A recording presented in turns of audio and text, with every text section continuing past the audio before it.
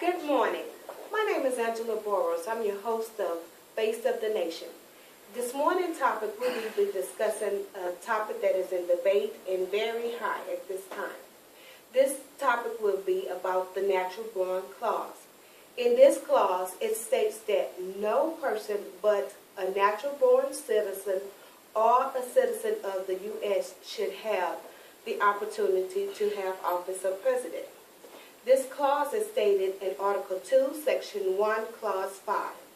To add to my discussion today, I would like to bring out a couple of guests. Our first guest joining us is Professor of World Affairs at Princeton University, Professor Solomon White. Good morning. Good morning. Welcome, Professor. Thank you. Okay. Professor Solomon, what is your opinion on the natural born clause? Is it discriminatory, and should it be amended? No, I don't believe that the natural born clause is discriminatory. I believe it's precautionary, but not discriminatory. I think when it was originally put in place, what was considered was imperialism, which is crossing the lines of one's country or dimension or whatever to extend those powers and to do what is in the best interest of those powers. Which can really cause a conflict of interest. Okay. You have some very good specific points to why you feel that it is discriminatory. At this time, that is not. It's not discriminatory. Okay. At this time, I would like to bring out the other side that she has to voice her opinion. I would like to bring out the lobbyist of the Right to Govern, Ms. Randra Arsenet. Good morning, Ms. Arsenet. How are you today? Okay. Obviously, Ms. Arsenet, you feel that it is discriminatory? Yes, I do. Okay, could you give me more detail on why you feel it's discriminatory and why you feel that it should be amended? I feel that the clause is discriminatory basically because it's a country built by immigrants who are keeping immigrants out from having every opportunity that the Constitution was set out to give, equality. The Right to Govern bill that was proposed by the representative of Utah, Orrin Hatch, in 2003 would add to, make an amendment, proposed 28th Amendment to the Constitution that would add that a naturalized citizen that has been one for 20 years would not be ineligible only for that reason. If they have all the other qualifications, they would be eligible to run for candidacy. Okay. Audience, did you get that?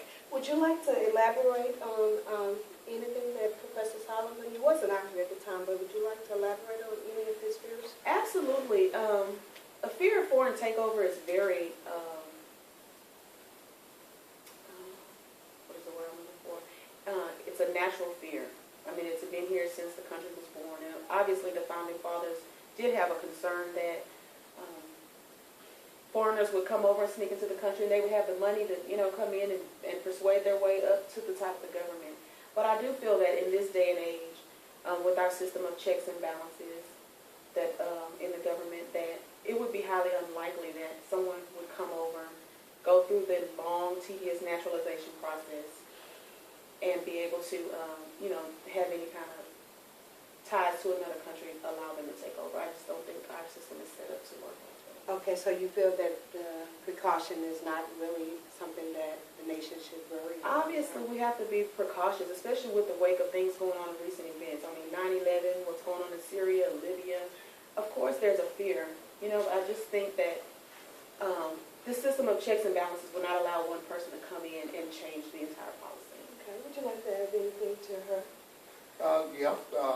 On the contrary, considering recent history, the war in Iraq, imperialism is not just considered as crossing country lines, but it could be considered as crossing state lines as well.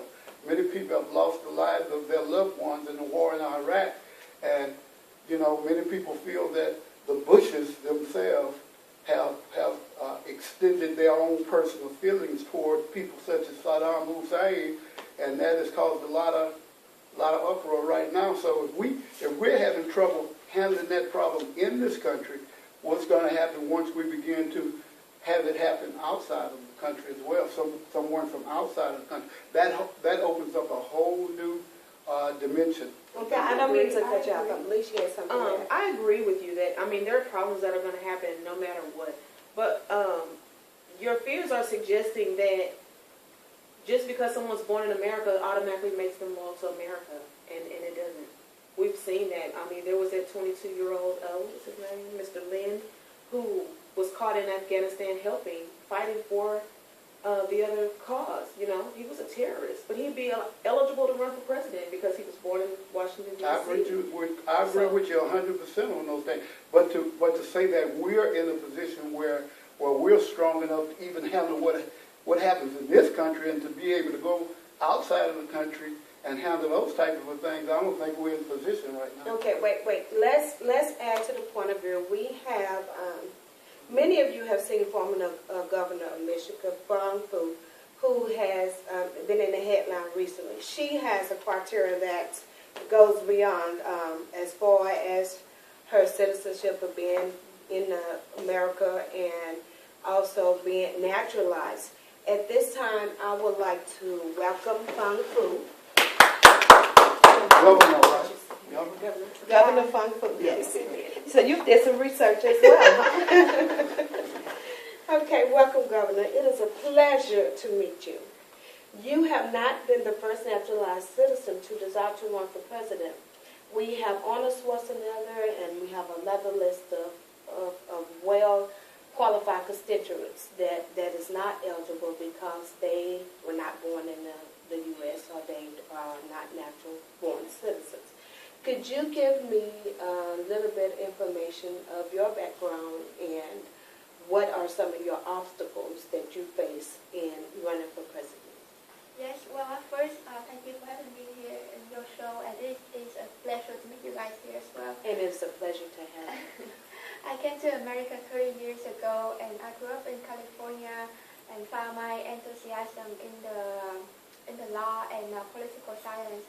And I graduated from University of California and Harvard Law. I have worked as an assistant for the U.S. Attorney and Michigan's Attorney General before becoming a chief executive of the state. But you know what? Despite all my hard work, all my years here, and all my service for the United States, when it comes to presidency, I'm still being considered as a foreigner. Yeah. Okay, so those are some of the things that you had to do, but what are the main obstacles that you would say that you had to face? Yeah, well, I have to say that I'm qualified in every aspect, but the only thing that stopped me from running for president is a natural born clause. I mean, you cannot choose where you were born, but you have the right to choose where to pledge your allegiance. And I'm just as American as the next citizen. I may be more. I mean, I have learned what it means to be an American during the naturalization process. I mean, it takes a long time, and some Americans were born with this right. They do not take it for granted. They do not know what it's like, how proud it is to be an American. Yeah, and I just cannot say what Americans will or will not do. They may or may not vote for me, but at least afford me an opportunity to run for the office that I've earned. That's all I can say. So would you all like to add anything to Ms. Yes, I would. With no offense to Governor Fong and to the Vietnamese people or whatever, but that's really asking for us to take a large step, you know, in what I consider really a trial basis type of a thing, and really consider that this country was at war with Vietnam less than 40 years ago. So if we were going to experiment on something, we would surely try to experiment on a country that we had not been in war in. Some of those people are still alive today and are still walking around, and who can say that they don't have agendas that they would want to carry out? I don't think it's a large step to take at all. I think it's saying let's live up to this diplomacy and equality that the Constitution states. And that Constitution states that no person except a natural-born citizen or a citizen of the U.S. should have the ability to take the office of the president.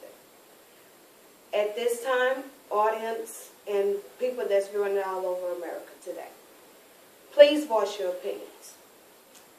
Would you take the time to go down and vote? Make sure that when you vote, you check on the ballots that you want this to be added. If you don't voice your opinion, then we don't have a voice. At this time, this concludes our segment of today's topic, which is the natural born clause. Please tune in next time when we discuss the next hot topic. Thank you and have a great day. That's right.